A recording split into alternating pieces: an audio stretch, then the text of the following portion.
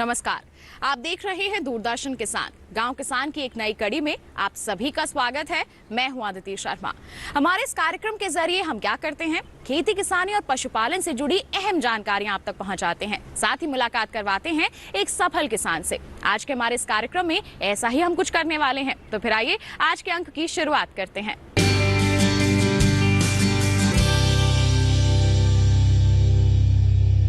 किसान भाइयों बहनों, बदलते समय के साथ साथ खेती की पद्धतियों में भी बदलाव आ रहा है। लगातार नए नए शोध हो रहे हैं और प्रणालियों में परिवर्तन किया जा रहा है। आज एक ऐसी ही नई तकनीक के बारे में या फिर कहें एक नई प्रणाली के बारे में हम आपको बताने वाले हैं, जिसे अपनाकर आप आसानी से खेती कर सकते हैं। इस प्रणाली का नाम है हाइड्रोपोनिक खेती। क्या है, कैसे आप इसे कर सकते हैं, आइए दिखाते हैं आपको हमारे पहले सेगमेंट खेती किसानी में।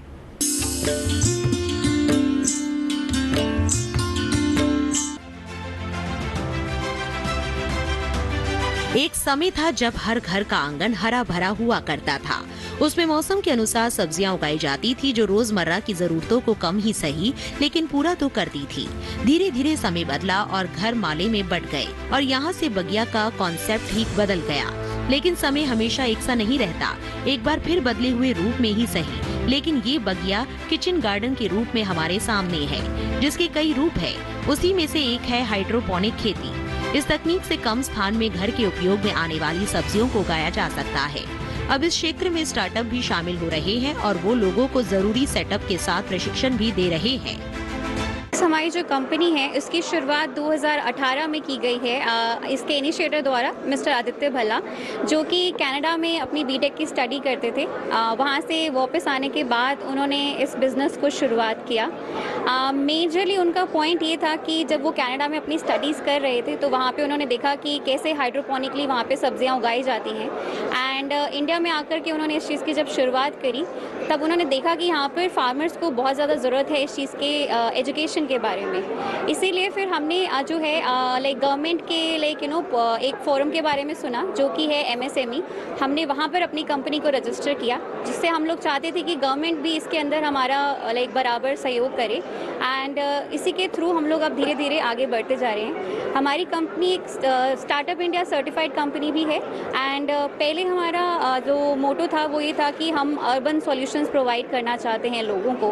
बट धीरे धीरे अब हम लोग जो फोकस करते जा रहे हैं वो फोकस है फार्मर्स के ऊपर, फार्मर्स की नीड के ऊपर, कि कैसे उनको हम लोग हाइड्रोपोनिकली इस चीज़ की ट्रेनिंग दे सकते हैं। एंड अभी उसके ऊपर ही हम लोग काम कर रहे हैं। आप ये जो सेटअप देख रहे हैं ये एक हमारा होम किट है, जो कि इजीली DIY किट है। आप आराम से इसे अपने पास ऑर्डर कर सकते हैं, घर पर ही आसानी से इंस्टॉल कर सकते हैं। एंड इसको जो है आप जो भी चाहें अपने पत्तेदार सब्जियां हैं, आपकी वाइनिंग क्रॉप्स आती हैं या फ्रूट्स आते हैं, आप उसको ईजिली ग्रो कर सकते हैं। ठीक है। सबसे ज़्यादा बेटर बेस्ट जो चीज़ है हमारे हाइड्रोपोनिक चीज़ के बारे में, वो ये है कि कम पानी। एंड जो मेजर समस्या है यहाँ पर किसान की हमारे भारत के अंदर, कि पानी की कमी की वजह से बहुत फसलें ख़राब होती हैं। हाइड्रोपोनिकली आप उसको बिल्कुल सॉल्व कर सकते हैं, क्योंकि पानी आप कम यूज़ करेंगे एंड दूसरा जगह कम ज़रूरत पड़ती है। तो कोई भी इसको आराम से अपने पास इंस्टॉल कर सकता है। एंड इसमें यील्ड जो होता है वो और ज़्यादा ग्रो होता है कंपेरेटिव टू आपके सॉइल के कंपेरिजन के अंदर। हम सभी जानते हैं कि फसल उगाने के लिए सबसे जरूरी होता है मिट्टी या जमीन का होना, लेकिन आधुनिक तकनीकों ने इन सीमाओं के परे काम करना शुरू कर दिया है और उसी का नतीजा है हाइड्रोपोनिक खेती। क्या है और इसे कैसे शुरू करें, आइए समझते हैं। आमतौर पर इसे दो तरह से किया जा सकता है, घोल विधि, माध्यम विधि। घोल विधि में पौधों को बिना खेत में लगाए केवल पानी और पोषक तत्वों की मदद से उगाया जाता है। इस तकनीक में नियंत्रित जलवायु में बिना मिट्टी के पौधे उगाए जाते हैं। वहीं माध्यम विधि में मिट्टी के बजाय नमी बनाए रखने के लिए बालू, धान की भूसी, कोकोपीट और पौधों के अपशिष्ट का इस्तेमाल किया जाता है। इन पद्धतियों में नियंत्रित परिस्थितियों में 15 से 30 डिग्री सेल्सियस तापमान व जरूरी नमी का ध्यान रखा जाता है। इस विधा को मिट्टी रहित खेती या जलीय कृषि भी कह सकते हैं। इसकी सबसे अच्छी बात यह है कि इसमें पर्यावरण से कोई छेड़छाड़ नहीं होती और इन पौधों के लिए कम पानी की जरूरत होती है, जिससे पानी की बचत होना लाजमी है। हालांकि मिट्टी में उगाए जाने वाले पौधों और इस तकनीक से उगाए जाने वाले पौधों की पैदावार में कुछ अंतर जरूर होता है, लेकिन फसल उत्पादन पर बाहरी जैविक और अजैविक कारकों का प्रभाव नहीं पड़ता। इसके अलावा ये भी फायदे हैं। पौधों में बीमारियों की समस्या नहीं रहती। छोटे स्थान में भी कर सकते हैं खेती। पूरे साल हर तरह की फसल मिल जाती है। खरपतवार के उगने की आशंका नहीं होती। पत्तेदार सब्जियों के लिए ये तकनीक काफी कारगर। विदेशी सब्जियां घर में उगाना संभव। व्यावसायिक रूप से इस खेती में अच्छा मुनाफा मिल सकता है। हालांकि ये तकनीक भारत में फिलहाल छोटे रूप में ज्यादा लोकप्रिय है, जबकि विदेशों में इस तकनीक का व्यापक तौर पर इस्तेमाल किया जाता है। हमारे यहाँ पारंपरिक सब्जियों की खेती से हटकर कुछ अलग करने वाले किसान इस तकनीक को अपनाकर अच्छा लाभ ले सकते हैं। साथ ही ये उन स्थानों के लिए बहुत लाभकारी है जहाँ पानी और जमीन की कमी रहती है।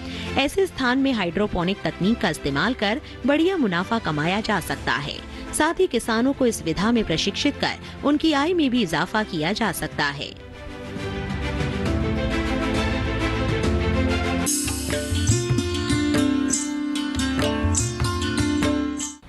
तो हाइड्रोपोनिक खेती के बारे में आपने जान लिया। अभी भी कार्यक्रम में बहुत कुछ जानना बाकी है, बताएंगे आपको, लेकिन एक छोटे से ब्रेक के बाद। कहीं मत जाइए, देखते रहिए हमारा कार्यक्रम गांव किसान और बने रहिए दूरदर्शन किसान पर।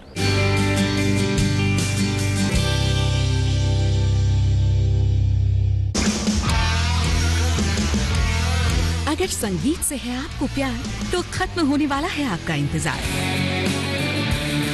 सुरों की अनगिनत रंगों को लेकर दूरदर्शन नेशनल पर जल्द आ रहा है रॉक फ्यूजन,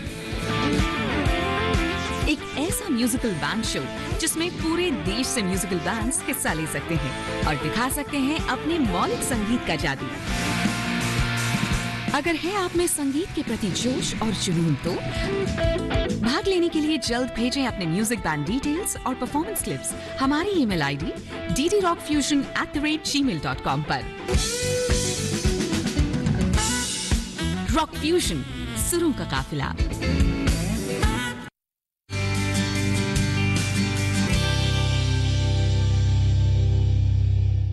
ब्रेक के बाद दूरदर्शन किसान के कार्यक्रम गांव किसान में आप सभी का फिर से स्वागत है। अब कार्यक्रम में वक्त है हमारा पशुधन सेगमेंट का, जिसमें आज हम आपको बताने वाले हैं गिर गाय पालन के बारे में। ये एक देसी गाय है। अगर इसके पालन को आप अपनाते हैं तो आप अपनी आर्थिक स्थिति को मजबूत कर सकते हैं, लेकिन ये संभव तभी होगा जब आप सही समय पर सही तरीके से प्रबंधन करेंगे। तो क्या करना है आपको गिर गाय पालन के दौरान, आइए बताते हैं आपको।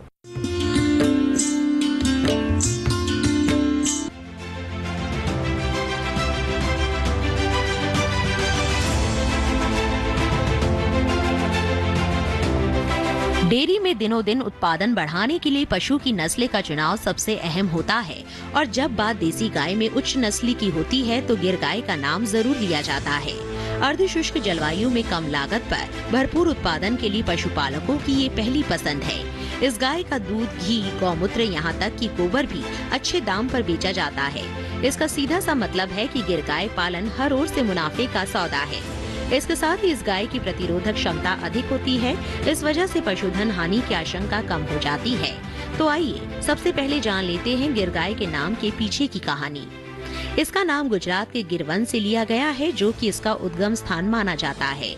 विभिन्न क्षेत्रों में इसे अलग अलग नामों से भी पुकारा जाता है। इसका मुख्य क्षेत्र गुजरात के सौराष्ट्र के राजकोट, जूनागढ़, सोमनाथ, भावनगर, अमरेली जिलों में है। वहीं इसकी लोकप्रियता राजस्थान, मध्य प्रदेश, हरियाणा, उत्तर प्रदेश से लेकर ब्राजील तक फैली है। इसीलिए इसकी संख्या में लगातार इजाफा दर्ज किया जा रहा है। इसकी मुख्य रूप से दो नस्लें प्रचलित है। उन्नत नस्लें स्वर्ण कपिला, देवमणि।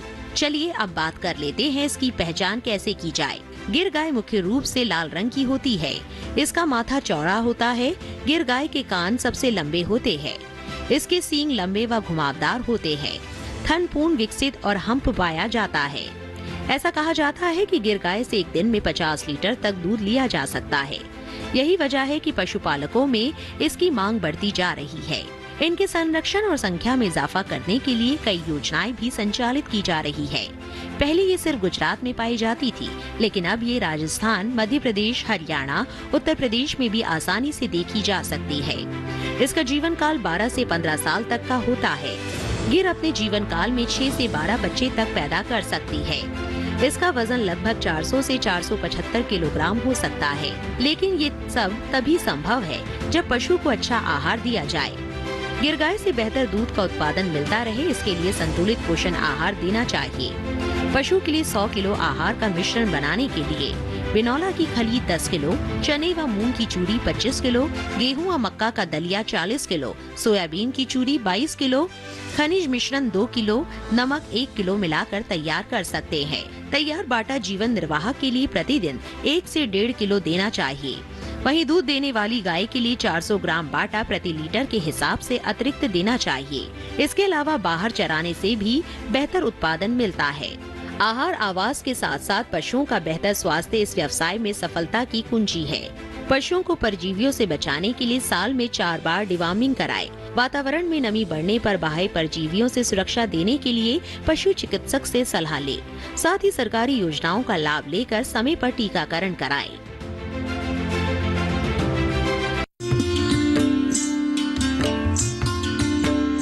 किसान भाइयों बहनों, अब कार्यक्रम में वक्त हो चला है नजर डालने का पशुपालक कैलेंडर पर। तो इस माह में आपको किस तरह के प्रबंधन कार्य करने हैं, आइए जानने के लिए नजर डालें इस माह के पशुपालक कैलेंडर पर।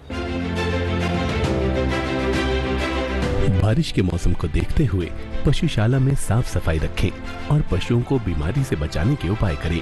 इस माह में अतः परजीवी व बाह्य परजीवी के प्रकोप की आशंका रहती है, इसीलिए पशु को रोगों से बचाएं। खुरपका मुंहपका यानी FMD, गलघोटू यानी HS, लंगड़ा बुखार, BQ जैसे जरूरी टीके पशु को लगवाएं।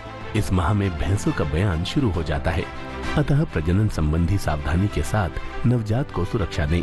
पैदा होने के साथ बच्चे के नाल को करीब 1.5 से 2 इंच पर धागे से बांधे व टिंचर व आयोडीन लगाना चाहिए। इस माह में दूध उत्पादन सही बनाए रखने के लिए पशु को खनिज लवण की मात्रा चिकित्सक की सलाह पर दें। इस समय बारिश से उगे हरे चारे को सीधे पशु को ना दें, ये पशु के लिए नुकसानदायक हो सकता है। ये चारा फसल मक्का की दूसरी फसल लेने का सही समय है। 25 से 30 किलो बीज प्रति एकड़ प्रयोग करें। इस समय पशुपालक संतुलित पशु आहार के लिए मक्का, बाजरा, लोबिया एवं ज्वार की बुआई करें। अब कार्यक्रम में वक्त हो चला है एक और छोटे से ब्रेक का। आप कहीं मत जाइए, ब्रेक के बाद हम जल्द ही हाजिर होंगे। बने रहिए दूरदर्शन किसान पर, देखते रहिए हमारा कार्यक्रम गांव किसान।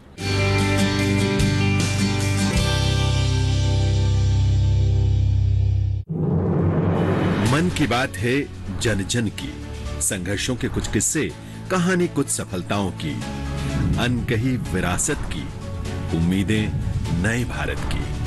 महीने के आखिरी रविवार का रहता है इंतजार। मलयाचल के आंचल से विंध्याचल के आंगन तक, ब्रह्मपुत्र के घाट से हिमालय के विस्तार तक होती है मन की बात प्रधानमंत्री के साथ। तो सुनिए इस महीने 31 जुलाई सुबह 11 बजे मन की बात आकाशवाणी और दूरदर्शन के सभी चैनलों पर। मन की बात के प्रादेशिक भाषाओं में अनुवाद का पुनः प्रसारण आप सुन सकते हैं रात 8 बजे आकाशवाणी और दूरदर्शन के सभी प्रादेशिक चैनलों पर। तो सुनिए इस महीने 31 जुलाई सुबह 11 बजे मन की बात।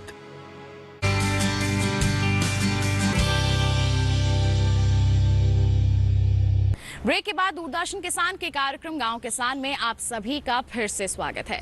अब कार्यक्रम में वक्त है हमारे कामयाब किसान से मुलाकात करने का। हमारे जो आज के कामयाब किसान हैं वो एक सफल उद्यमी हैं। जी हाँ, ये डेयरी के कार्य से जुड़े हुए हैं, सफलता हासिल कर रहे हैं। कैसे, आइए जानने के लिए मुलाकात करते हैं आज के सफल उद्यमी किसान से।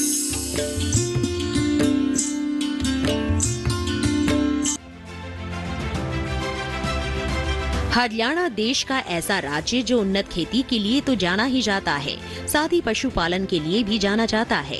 इन दोनों ही भूमिकाओं को संभाल रहे हैं रोहतक जिले के प्रदीप सिंह जी।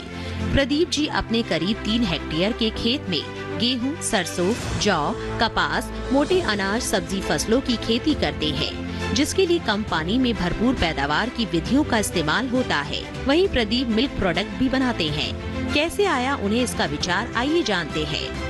MBA की डिग्री लेने के बाद हर युवा चाहता है कि उसे किसी बड़ी कंपनी में नौकरी मिल जाए और जीवन खुशहाली से बीते। हिसार के प्रदीप जी ने भी ऐसा ही किया। कॉर्पोरेट जगत में करीब 10 साल तक अपनी सेवाएं देते हुए उनके मन में वो सुकून नहीं था जो वो चाहते थे। सुकून की ये तलाश खत्म करने के लिए प्रदीप कुछ ऐसा करना चाहते थे जिसमें किसानों का भी भला हो जाए और स्वयं का व्यवसाय भी शुरू किया जा सके। बहुत विचार मंथन करने के बाद प्रदीप जी ने 2018 में बागड़ी मिल्क पार्लर की शुरुआत की, जिसमें वो किसानों से दूध लेकर उसे प्रोसेस करते थे। अपने उत्पाद को पहचान देने के लिए प्रदीप जी शुरुआत में पार्कों में जाकर सुबह शाम गर्म दूध का स्टॉल लगाते थे। उत्पाद की लोकप्रियता देखकर इसकी गुणवत्ता और स्वाद में और सुधार किए गए।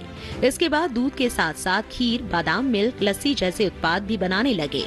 आज प्रदीप जी कई तरह के उत्पाद बनाते हैं, जिसमें केसर पिस्ता बादाम मिल्क, हरियाणवी रबड़ी, केसर काजू बादाम खीर, मावा बर्फी, मसाला लस्सी, मीठी लस्सी, कुल्फी, गाय का घी, भैंस का घी शामिल है। मैं मूल रूप से हरियाणा के चरखी दादरी जिले के मांडी पुरानो गांव का रहने वाला हूं। मैंने MBA करने के बाद कॉरपोरेट में लगभग 10 साल काम किया। उस दौरान सप्लाई चेन और मार्केटिंग की लाइन को समझने के बाद मैंने ये सोचा कि जब हम बड़ी बड़ी कंपनियों के उत्पाद बेच सकते हैं तो किसान के उत्पाद क्यों नहीं बेच सकते। इसी उद्देश्य के साथ मैं घर से निकला, देश के विभिन्न राज्यों में घूम के सर्वे किया। उसके बाद इस नतीजे पे पहुंचा कि मुझे दूध की दुनिया में काम करना है और दूध भी रॉ मिल्क नहीं बेचना है, दूध को प्रोसेस करके बेचना है। तो 17 दिसंबर 2018 को रोहतक में मैंने बागड़ी मिल्क पार्लर के नाम से अपना वेंचर शुरू किया। शुरुआत में हम ने 2 किसानों के साथ कॉन्ट्रैक्ट किया था कि उनका दूध बेचेंगे। धीरे धीरे काम बढ़ता चला गया, मिल्क की प्रोसेसिंग भी बढ़ाते चले गए। आज हमारे साथ 23 किसान काम कर रहे हैं। गांव के कम पढ़े लिखे और अप्रशिक्षित 11 लोगों को हमने रोजगार दे रखा है। उपभोक्ता को शुद्ध और ताज़ा चीज़ें मिले, किसान को अपने उत्पादों का बेहतर मूल्य मिले और कम पढ़े लिखे और अशिक्षित युवाओं को और जो जिनका प्रशिक्षण भी नहीं है किसी विशेष कार्य में, उनको रोजगार मिले। इसी उद्देश्य के साथ हमने बागड़ी मिल्क पार्लर की शुरुआत की थी। कोविड के दौरान भी हम सरवाइव कर पाए। हमने अपने कर्मचारियों को भी 75% सैलरी दी, उनका रहना खाना सब कुछ झेला। ये क्योंकि हम उनको सिर्फ कर्मचारी नहीं मानते और जो किसान हमारे साथ काम कर रहे थे वो दूध का क्या करें, हमने उनसे घी बनवाया कि घी का क्या प्रयोग करें। घी से फिर हम अन्य चीज़ें, मावा बर्फी, बेसन के लड्डू, जलेबी, ये चीज़ें बनाने लगे। अब हमने ऑनलाइन भी अपने उत्पाद भेज रहे हैं। देश के लगभग हर राज्य में हमारे उत्पाद जाते हैं। तो यही ताकत है कि ये उपभोक्ता, किसान और रोजगार तीनों चीज़ों के लिए इससे बेहतर मॉडल हो नहीं सकता। इसलिए मॉडल है कि एक छोटे से मॉडल में 3 लोगों को रोजगार मिला हुआ है। और आज उनका ये व्यवसाय लाखों लोगों तक, देश के अलग अलग हिस्सों तक पहुंच चुका है, जिसमें उन्होंने करीब 11 लोगों को रोजगार भी दे रखा है। वो बताते हैं कि शुरुआत में उनके इस काम में केवल 2 किसान जुड़े हुए थे, जो वर्तमान में 23 हो चुके हैं। प्रदीप जी के इस काम के पीछे सबसे बड़ा उद्देश्य किसानों को लाभ पहुंचाना है। वो किसानों से सामान्य से ज्यादा दाम पर दूध खरीदते हैं और प्रोसेस करके दूध से बने उत्पाद बनाते हैं।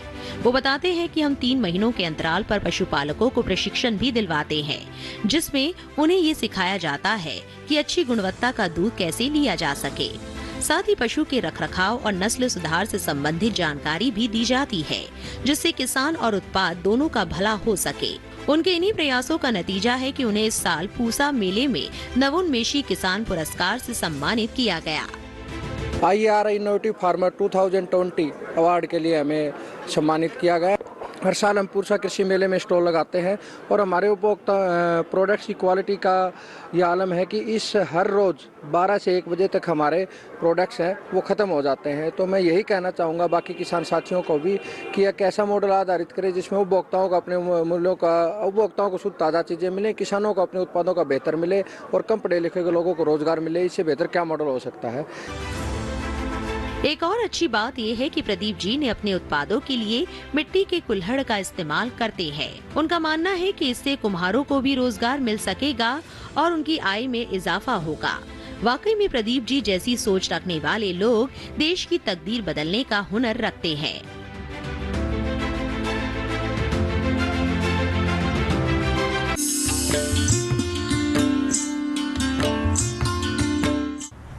तो ये था हमारा आज का कार्यक्रम गांव किसान। हम उम्मीद करते हैं आज के कार्यक्रम में दी गई जानकारियां आपके लिए जरूर लाभकारी साबित होंगी। एक विशेष जानकारी भी आपको दे दें कि आप कार्यक्रम दोबारा देख सकते हैं YouTube चैनल के जरिए। QR कोड आपको दिखाया जा रहा है, आप इसे स्कैन कर लीजिए, सीधा पहुंच जाएंगे हमारे YouTube चैनल पर और तमाम जानकारियां आप हासिल कर सकते हैं। तो इसी के साथ हमें दीजिए इजाजत। आप बने रहिए दूरदर्शन किसान पर। नमस्कार।